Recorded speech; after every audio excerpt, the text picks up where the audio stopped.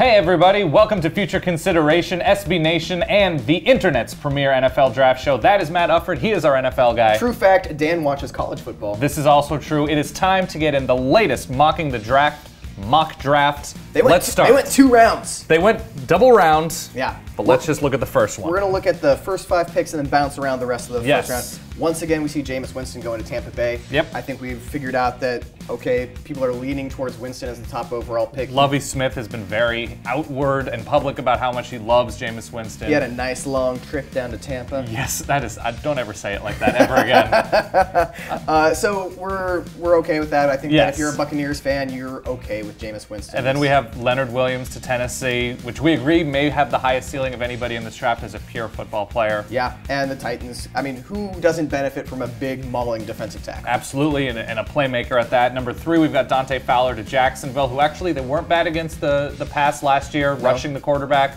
But when you have somebody that could be that talented from Gainesville, it makes sense. Sure. And then for Amari Cooper, the draft's best wide receiver. Yep.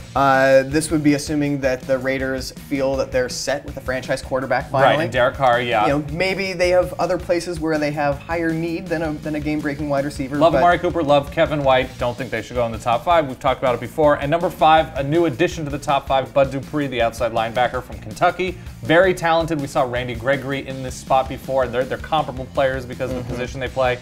Dupree, a lot bigger, more of a pure outside linebacker, whereas Gregory seems to be now, because of his size, a pass rushing specialist. Whatever the case, it's certainly a position of need for Washington. Yes. It looks like Brian Orakpo is probably going to be leaving in free agency, and even he wouldn't be such an injury-prone player that it's a smart fill for them. Older gentleman. So let's bounce around. Let's do that. Let's take a look at number 12, Danny Shelton out of Washington. Love Danny Shelton. Yeah? Yeah, no, he fills a need for Cleveland, but above that, as a player, he is so disruptive, forcing fumbles. He occupies so much space. His calves are this laptop. That's basically what he is at physically. Is that the 13 or the 15 inch? This is the 15. Wow. This is the 15. Okay, so yeah, okay. That's where Danny Shelton has, and they need the help because they struggled so much in stopping the run. Yeah, we're going to talk a little bit more about the Browns later on, but actually let's talk about their other pick in the first round, number 19, and Phillip Dorsett from the U. From the U. The Browns have selected so many offensive skill players in the first round, and it has gotten them to not very good places. I like Dorsett a lot. If they are investing in Johnny Manziel as their quarterback of some given unspecified time, undetermined future, he needs the help because Josh Gordon not playing. Josh Gordon taking a year off. No, he's not going to be there. But Phillip Dorsett is a speedster. He's a deep guy, stretches a defense. Any team would be lucky to have him. I don't know if it's the best pick for Cleveland.